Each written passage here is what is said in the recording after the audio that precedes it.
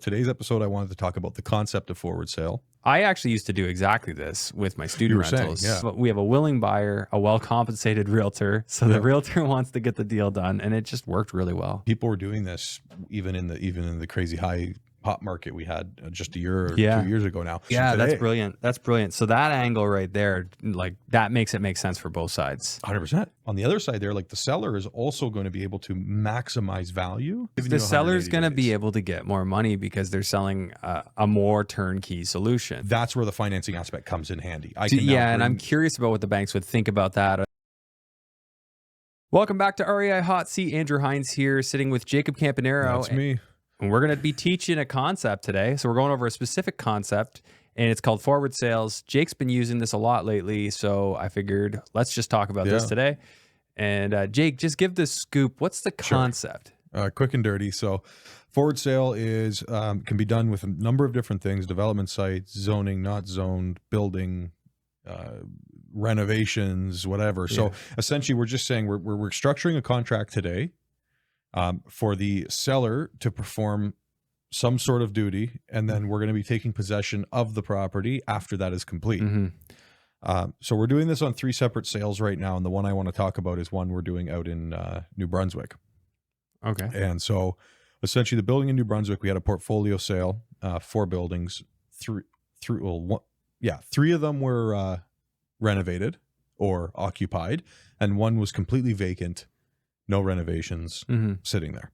Right. Yeah. And so we, as the seller or representing the seller, we wanted to maximize the dollar amount for our seller. And so we said, well, rather than just selling it as a vacant building, why don't we sell it complete, turnkey, right? And that's what this particular buyer was looking for. So we basically re-engineered the deal. We said, okay, here's your rents at the end of the day. Here's the cost to get it to that point so you can get those rents. And here's the timeline that it's going to take. And then we basically advertised the building as complete. We said, hey, we're going to sell it today. So you just priced it accordingly. Yeah, so you price it accordingly to that. So you're selling it on the completed value with a slight discount because it's being done today. Yeah. Right. And then you go and perform that with the security that you have an agreement in place. Yeah. And this can also help with financing, construction financing, renovation financing. If you have a sale on the end. If you have an APS in hand, and you go to the bank and you say, hey, look, the investment is now a fixed return. Yeah. Right. We have our exit. Here's the exit. But it's not firm, right? Now, it depends, right? So as a seller, I want you to be as firm as possible. But as a buyer, no, I want as much leeway as possible. So on a different building we're doing right now, I'm repping the buyer. And how we structured that one is essentially, we'll put the agreement in place today. The seller can then take, he's going to take about 4 months to finish everything up.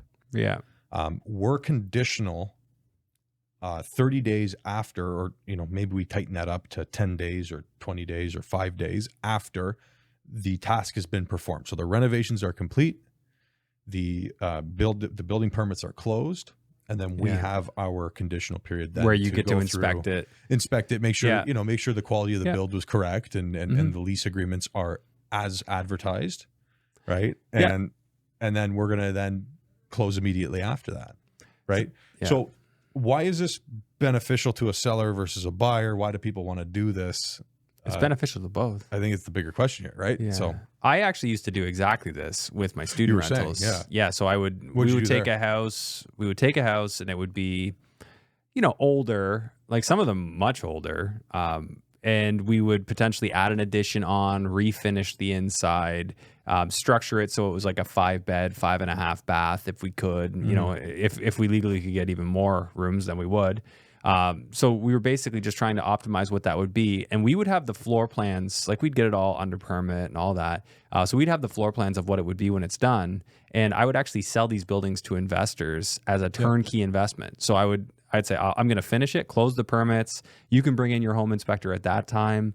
And I'm going to get you, 5 paying leases. So let me ask you then, Andrew, as a seller who's done this, why was this beneficial to you? Because some people would come and argue the fact that, but if you finished it on your own, then sold it, don't you think you'd get a bigger price or a better price? Well, the people I was selling to, I had a couple of realtors that I would work with out of the GTA, because these are all London based, and they just wanted something totally hands off. So the other thing is, like, I had a relationship with local property management, so I was really giving them just something that they didn't have to roll up their sleeves for. And a lot of these people were like doctors, lawyers, other professionals, people who are working full time. They don't really have time to be hands-on investors. They just wanted something that would cash flow and go up in value over time. Right. And so given there was already people buying that kind of thing, I just kind of jumped on the bandwagon, so to speak. And I figured, hey, other people are doing it this way. The first one or two I did, look, we didn't do that. But once we understood that that's what our competition was doing, we just started lining these sales up. We'd call up the realtors that were selling to other people, and we'd just say, hey, we have one. Are you interested in bringing us an offer? Yeah. And they bring it early on. And the big thing is, as long as you can show some quality of work. Yep. Like, I had to be able to show a sample product, another property we did, some photos from that. And at the end of the day, they're not tied in. Like, they have a conditional offer. We have a willing buyer, a well-compensated realtor. So the realtor wants to get the deal done, and it just worked really well. Yeah. Yeah, we really liked it. Yeah, and what I'm finding in today's market, I don't know back like when you were doing those. Yeah, it was like 17. Yeah, 16, 17, yeah. And so market was pretty good back then. When did it have a blip? When did we... It was like when did the bubble pop? 18 was like the new mortgage rule that caused things to come the down. qualification rule and stuff. Yeah, things started going nuts though shortly thereafter, and the price point just didn't make as much sense for me to do those projects. But yeah, so back then it was like we were getting properties for like 200 grand, and we were selling them for like 550 to 600. Yeah, and I thought, like, my thought is, in different times in the market, you're going to do this strategy for different reasons. People were doing this even in the crazy high pop market we had just a year or 2 years ago now. This was, then you're selling a solution, right? But it wasn't as popular, right? Yeah. It's quite popular right now because financing's so difficult that if you can have that paper in hand, I can go to the bank now and say, okay, whether it's for the bank or just for your own sanity, hey, at least we know where this is going to exit. We have our number, right? All I got to do is perform. It's probably these easier tasks than buying it and then trying to get the mortgage, or then trying to get the construction mortgage. Exactly. Yeah. Right. And then as a seller, more than likely they're going to move quicker once the renos are done. You know what I mean? So instead of being like, okay, you're buying it, now I'm going to give you 90 days, 180 days to go get CMHC financing. We can actually craft that from day one. Yeah. Right. So as soon as our contract's signed, yes, we still have 4 to 6 months for everything to get finished up, but I'm going to start my CMHC application today. That's brilliant. That's brilliant. So that angle right there, like, that makes it make sense for both sides. 100%. So now you have both sides are agreeable that this is going to take some time to close. You start the CMHC. And I think from a seller's standpoint, that's going to put a lot of confidence in them, because then they're going to know, oh, well, they're already jumping into the CMHC approval process. They're paying obviously money this for buyer, it. this buyer's obviously serious. This is not for somebody who's going to just do it for the sake of tying it up and then walking away. There's no point. You've spent money, time, effort, deposits are tied up. Like, it's beneficial to continue through. The release of the condition there would only be in worst case scenario. The seller can't perform the rental lease up, or the seller can't finish the renos as per market or as marketed. Right. Yeah. But the ability to have, renos are done, CMHC's closing in 10 days. There we go. Boom, done. Right. Yeah. And you were going to do those renos anyways, but now you have a seller lined up. CMHC's ready to go.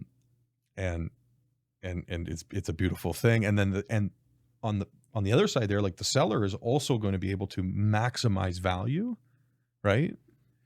Because now they're allowing people to go get CMHC.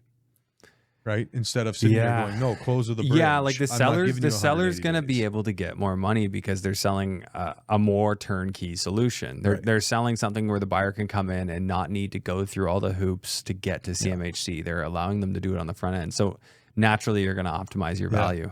And so I just think it's a wonderful little strategy right now. Quickly, just before we run out of time, I want to switch to development and why people are doing this in the development industry right now.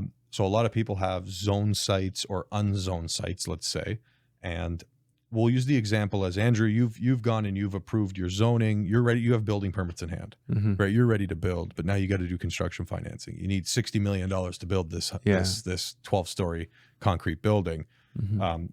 the bank's not going to just look and go, yeah, sure, I'll give it to you. So what really helps in that case, if you do get a forward sale, is that's where the financing aspect comes in handy. And I'm curious about what the banks would think about that. Are they going to want to look into the credibility of the buyer? Because are they not going to want to look into the buyer to know, is this a real sale? Like, is this arm's length? Is it likely to close? It's the same as everything, right? Your buyer's going to have to do their due diligence and bring it to the bank and get all that done. Yeah. Right. But your construction financing is now easier to get in some cases. Oh, yeah. I would think it would be. If the bank takes it seriously, I would think it'd be much easier. Right. So that's where we're seeing it a lot in construction right now, especially in the market we're in, where there's a lot of projects that aren't as viable as people thought they would be 2 years ago. And now they're having a hard time getting their construction financing to build. So they're sitting there carrying the thing, with just crazy high interest rates. So a lot of these people. So that's a conversation we're having with a lot of our sellers. Interesting. Is let's look at that forward sale angle. You may have to sell it at a slight discount because now we're talking like a couple years of time to get the thing built out. Oh, so you're talking some real long-term forward sales. Yeah. And are there buyers willing to buy something 2 years out? Well, they are. It depends on what you think the market's going to do. Right? If I'm a seller and I'm saying, oh, great, I'm going to buy a building today in a down market, pay you the rate that the building would be today. Mm-hmm. You go build it, and then in 2 years when the market's turned around, I'm going to close. I guess the only negative from a buyer's standpoint is if you think that the market is going to potentially go down and it's a conditional sale. I guess that's more negative for the seller. You wouldn't do it then. Yeah, right? I know. It'd be more for the seller if they thought the market might go down. Then they're not going to want to do that. Firm, right? They try, and I tried to think of ways to do firm sales with this stuff when I was doing it, and I never really did come up with a way to do it. I mean, because like no matter what, like they're literally buying something they haven't even seen the finishes of. Yeah. It's just a recipe for litigation and bad times. And what we can do next week is we're gonna review because you'll be in Florida. Yeah, we'll be doing these virtually. Yeah, so Andrew will be in Florida. We're gonna do these virtually. I'm gonna bring in the property I talked about in New Brunswick, and we're actually going to review the pro forma on the forward sale. Yeah, we can just do screen share. So I'm going to show you exactly how it works. Some of the ways it's actually better, we're doing it on Zoom. Yeah. So today because we do these only in 15, 20-minute increments, right? So we can't dive too deep. So today's episode, I wanted to talk about the concept of forward sale. Yeah. The next episode, I'm going to show you how it works out on paper. Yeah. Right? And then so on and so on, and we can even talk about the other 3 properties. But is there an angle like on a smaller scale to do this? I'm just trying to think of applications. Obviously, with bigger buildings, CMHC. For sure. Look at like flipping homes right now, right? So there's a lot of uncertainty in the market. I had a conversation with a guy the other day. We had breakfast. He's got a nice little flip project in Burlington here, and the uncertainty for him is, okay, well, if I start spending money on builds and flips and renovating the place, what's it going to be worth? We don't know where the market's going, right? So his thought was like, okay, maybe we look at a forward sale. Maybe we are marketed as is, but then we also have an option of, I'll finish it for you for X amount more, right? And then we can target and fix his returns to be like, hey, at least you're getting out with your 20% return on investment, right? If the market goes up, then that sucks, but at the same time, he's having a hard time holding it right now. Yeah. So what's the lesser of two evils? Hey, you right? just got to be creative sometimes. You want to find your return and say, okay, let's bite the bullet, take my return of 20%. We're going to lock it in and then go do it.